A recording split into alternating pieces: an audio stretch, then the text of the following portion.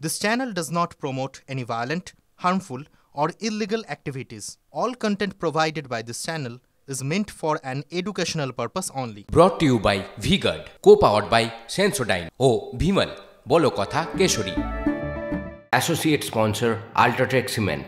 Rubella, এই মুহূর্তে রাজ্য রাজনীতিতে রাজভবন যদি একটা ইস্যু হয়ে থাকে তাহলে পরবর্তী ইস্যু অবশ্যই সন্দেশখালী। এই সন্দেশখালীতেও কিন্তু ভাইরাল ভিডিও নিয়ে চর্চা চলছে জোর তরজা। তৃতীয় ভাইরাল ভিডিও ঘিরে এই মুহূর্তে তোলপাড় রাজ্য রাজনীতি।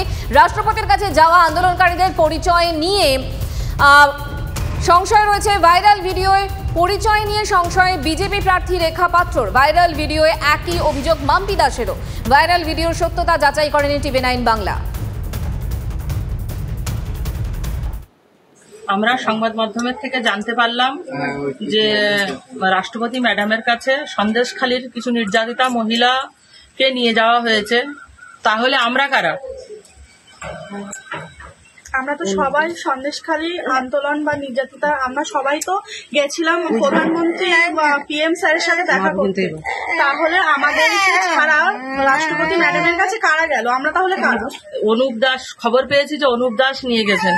অনুপ দাস তো ভিতরে শিবুর কাছ থেকে মাস গেলে 10,000 টাকা করে শিবুর হাজারের কাছ থেকে মাস গেলে পয়সা নিত।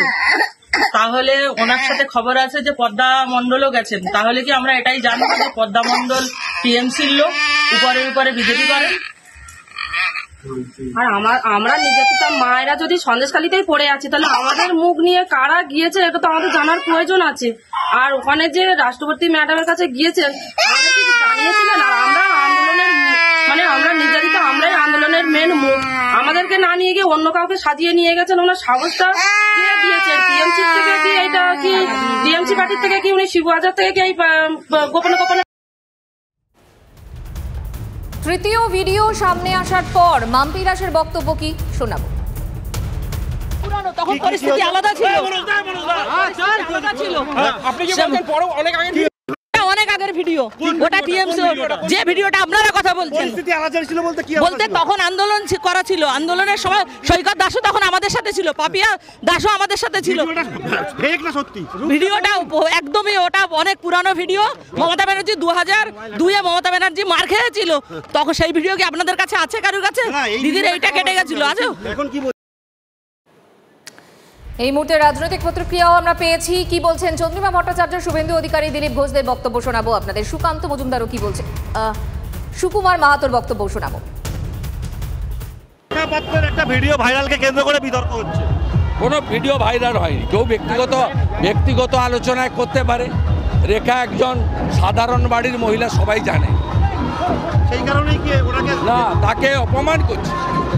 গরিব, তাকে অপমানের কারণ তিনি দলিত শিডিউল কাস্ট পরিবারের, আর তিনি গরিব বলেই বড়লোক ভাইপো অপমান।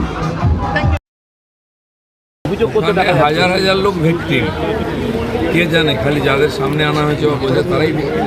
যারা মুখ খুলছে না, বলছে না পাবলিকের সামনে, মিডিয়ার সামনে, তারা ভিকটিম নয়। দেখতে পাচ্ছি না তোর হাতে। তারা রাষ্ট্রপতির সামনে বলে, ওখানে বলেনি। পাড়ায় ওখানে ভিকটিম। মহিলাদের ছাড়া হয়নি কাউকে। আজ নয়, 10 বছর 12 বছর ধরে এই ঘটনা চলছে। যারা এই কথা বলছে তারা জানতে পারবে ভোটের পরে যখন খোলাখুলি সবাই রাস্তায় নামবে।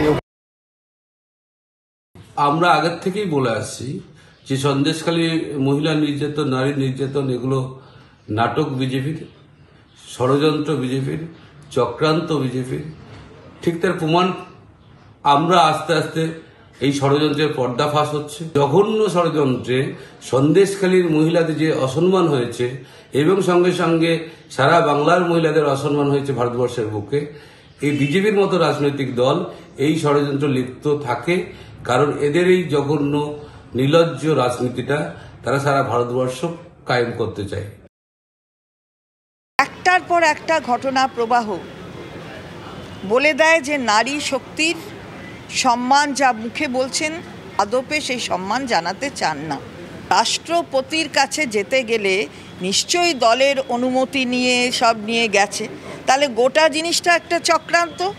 এই যে মেয়েদের সম্মান নিয়ে এই ধরনের প্ল্যানিং প্রোগ্রামিং করা, একটা ভোটে জেতার জন্য, কয়েকটা আসন লাভের জন্য, এটা এত নক্কারজনক যে একজন মহিলা হয়ে লজ্জা অনুভব করি যে এইভাবে ঘটনা সাজাচ্ছে। সন্দেশখালীতে বিজেপির বিরুদ্ধে ঘৃণ্য ষড়যন্ত্রের অভিযোগ, প্রতিবাদে মিছিল তৃণমূলের। বসিরহাটের তৃণমূল প্রার্থী শেখ হাজি নুরুল ইসলামের সমর্থনে মিছিল, যে ছবি আপনারা দেখছেন। সন্দেশখালীর নাজার বটতলা থেকে প্রায় 1 কিলোমিটার পায়ে হেঁটে মিছিল তৃণমূল কর্মী সমর্থকদের। উপস্থিত ছিলেন সন্দেশখালীর বিধায়ক Sukumar Mahato.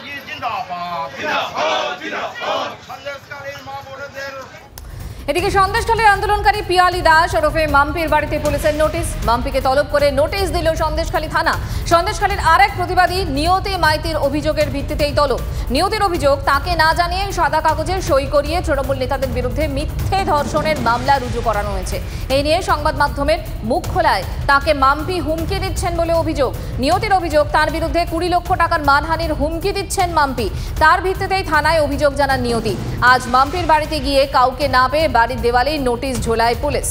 ব্রট to you by V-Guard, co-powered by Sensodyne ও ভিমল, বলো কথা Kesari. Associate sponsor UltraTech cement.